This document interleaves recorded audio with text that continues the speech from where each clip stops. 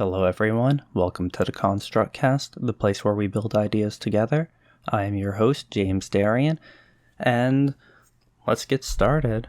So, of course, with July 4th being recently, I've been very much thinking of the founding of the U.S., and it has gotten me reading the Anti-Federalist Papers.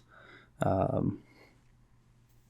course, excuse me, when we first started out as a country, there was a lot of debate on how to write our constitution, how to form our government, and the Anti-Federalist Papers were a big part of establishing our Bill of Rights and limiting the scope of the central government.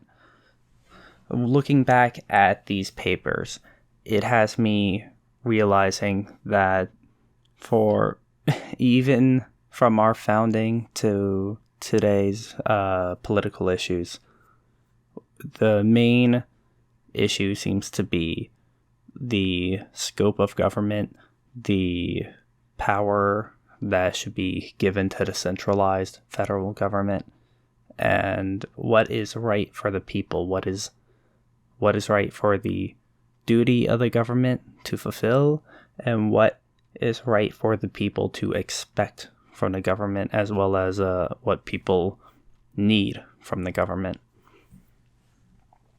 To get into this, I just want to have a short conversation today and look at one of my favorite lines so far that I've read from the Federalist Papers.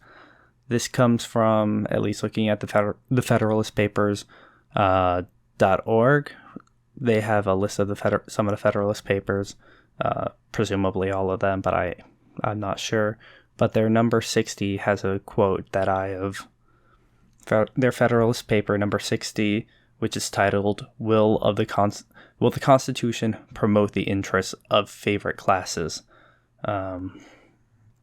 This article is discussing the power of the Senate and how they may have interests outside of the well-being of the people and the will of national interests in favor of their own personal interests.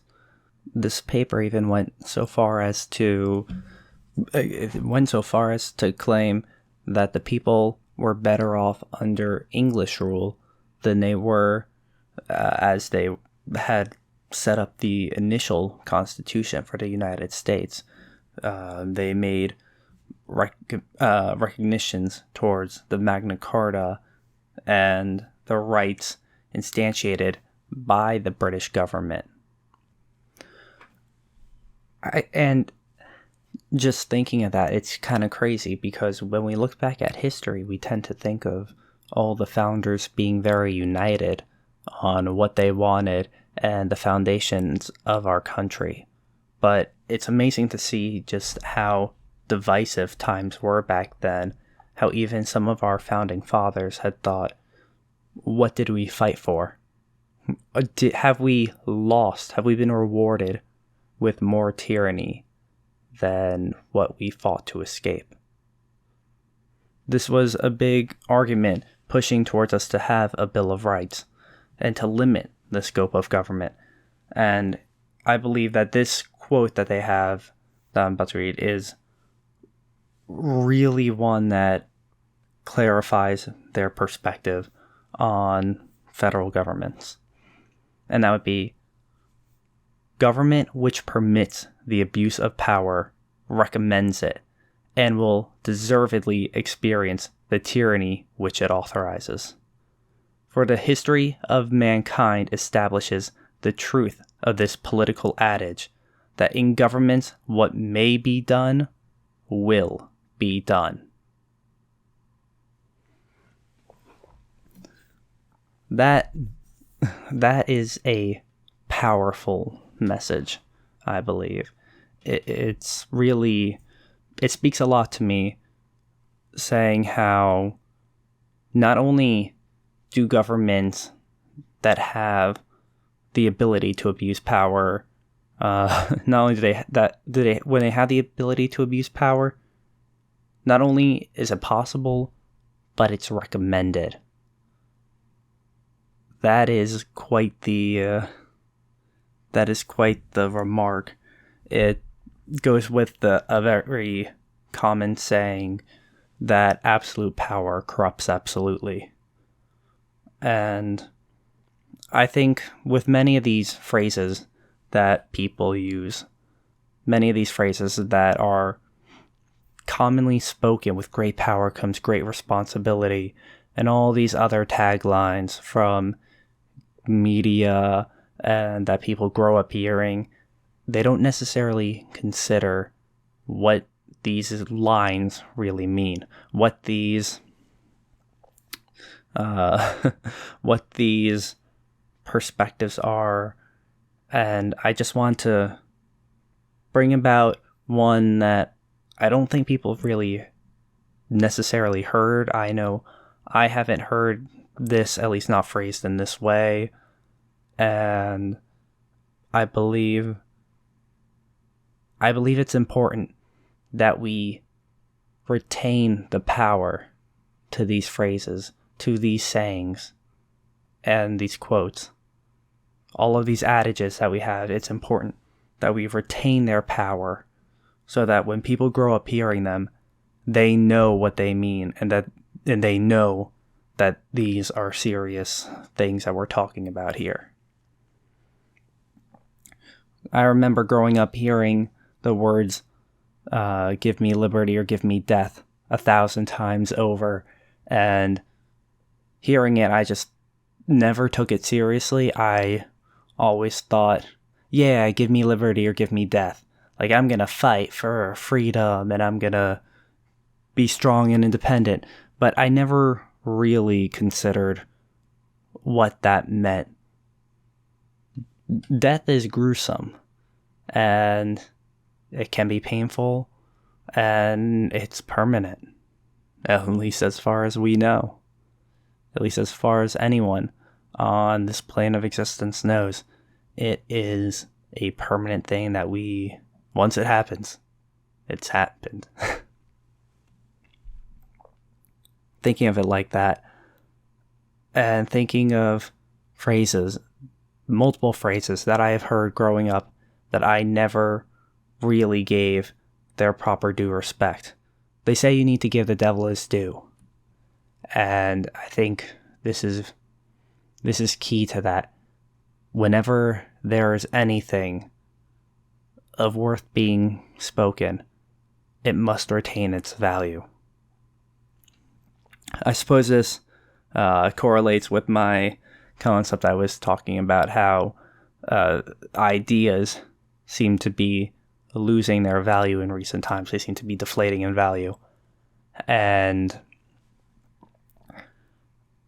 I feel like it is our duty as American citizens, as people who believe in these principles, these Enlightenment principles of our founding fathers, that we stick to retaining the value of our message.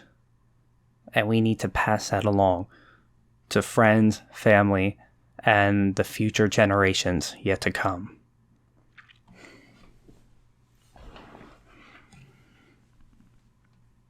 So,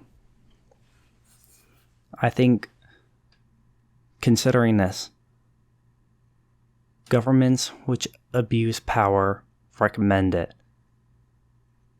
and will deservedly experience tyranny. That, when people say limit the scope of government, I think that phrasing, that really says it all right there. There's definitely a place for government to do many things for the people, and there are needs and essentials that people have. But really, when we think about the government's duty and how, most of all, more than anything else, people largely want to be left alone and they want to be able to express their inherent rights. That seems very clear to me. And that seems like it's been the debate for 200 years plus. It's America's birthday just happened again. 244 years. I mean, all this time and we're still fighting about the same things, but I think this really shows just how much our people want our rights to be protected and preserved. We look at many places where they try to cancel the 4th of July.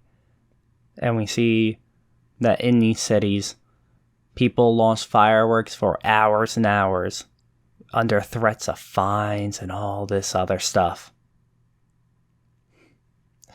How horrible that our government would want so badly for our people to hate our country enough to completely dismiss its own birthday. The greatest country in the world. And they think, nah, don't celebrate that. Don't follow tradition. Just stay home and stay quiet. But our people, we do what we do. And no matter what tyranny we're under, we're going to fight it. I love to see it. I'm very pleased by that. And I want to fight it too, in my own way. So, I'm doing what I do. I hope you continue to do what you do. And I just want to bring this up about the Federalist Papers because I think it really shows that this is the argument. This is the battle. In the end, it's going to be Federalists versus Anti-Federalists. And, I mean, looking at our political parties these days, there's definitely overlap in both. But even with that overlap, I would say that most people I know simply want to be left to do their own deal. I don't think there's a problem with that. I think that's pretty good. I personally prefer that. Anyhow, I know this is really short, and I didn't have some new concept to share this week. I was thinking something a few days ago.